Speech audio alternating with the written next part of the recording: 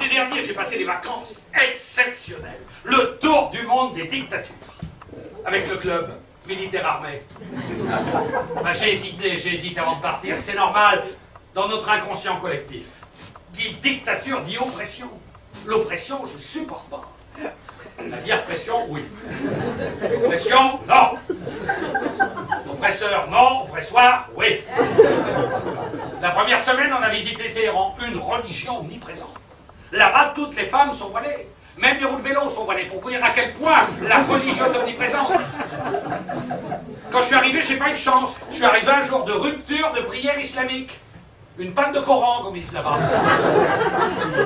Il y avait un muezzin qui était grimpé en haut d'une tour, qui haranguait la foule. Il était là. L'ayatollah dit, tout le monde à genoux. Et la foule se mettait à genoux. L'ayatollah dit, prosternez-vous. Et la foule se prosternait. L'ayatollah dit, priez. Et la foule priait. Levez-vous, deux qui se lèvent, deux coups de fusil, les deux mêmes qui s'écroulent, et l'autre en haut de sa tour. On n'a pas dit l'ayatollah a dit. On a beau dire que l'horreur est humaine, il y a quand même des limites. Quand j'ai quitté Téhéran pour Bagdad, j'étais pas rassuré à cause des prises d'otages. Oui, la prise d'otage est à Bagdad, ce que le nougat est à Montélimar, une spécialité locale. Dans un premier temps, un groupe islamique te kidnappe une demi-douzaine d'otages. Dans un deuxième temps, le gouvernement français les réclame. Contre monnaie sonnante et trébuchante, le groupe islamique, Iran et le gouvernement français, Irak. J'ai même entendu dire que nos diplomates avaient des incompatibilités d'humeur avec leurs homologues irakiens. Ce qui les gêne, c'est qu'ils risquaient de faire grimper le prix du pétrole. Jean-Paul Sartre disait « L'existence précède l'essence, aujourd'hui, c'est la prière, donnez-nous aujourd'hui notre plein quotidien. » C'est pour ça que Paris milite pour la reprise des relations diplomatiques avec Bagdad. Que voulez-vous, Paris vaut bien une Mecque.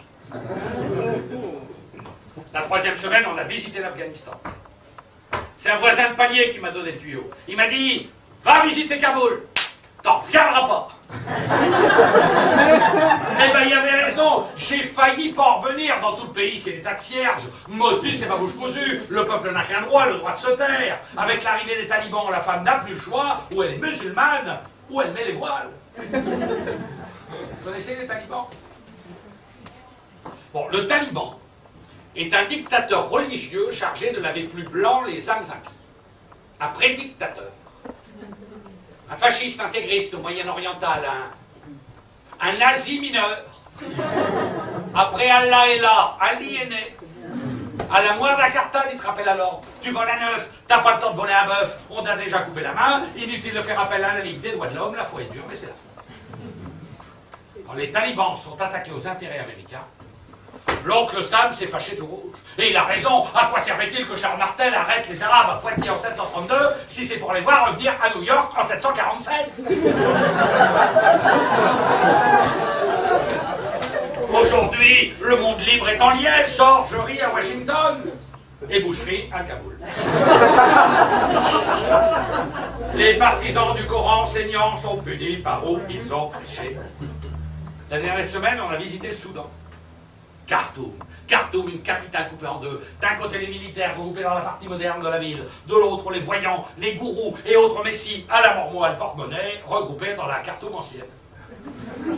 Donc c'est là que s'est installée l'université de l'intégrisme islamique, une école de la foi, une foi sans issue, qui en quelques semaines transforme un musulman en pratiquant, en musulman en plastiquant. Et les volontaires ne manquent pas. L'ayatollah prêche la guerre sainte et les fidèles accourent vers la chair à pâté.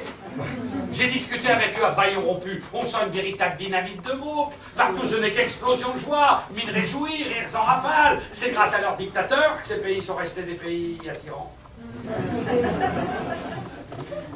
Depuis mon retour dans ma Bretagne natale, je ne suis plus le même. J'ai une peur bleue de l'étranger. Je me tartine des rillettes sur le visage de peur d'être agressé par un musulman.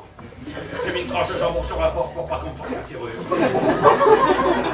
Je suis d'autant moins rassuré depuis qu'un intégriste m'a expliqué qu'il revendiquait le Morbihan comme berceau de la civilisation islamique parce qu'il a lu que dans le Coran, Mahomet avait été chef de caravane, rassurez-vous. Je ne me laisserai pas faire arabe Kirill, iranien qui rira le dernier.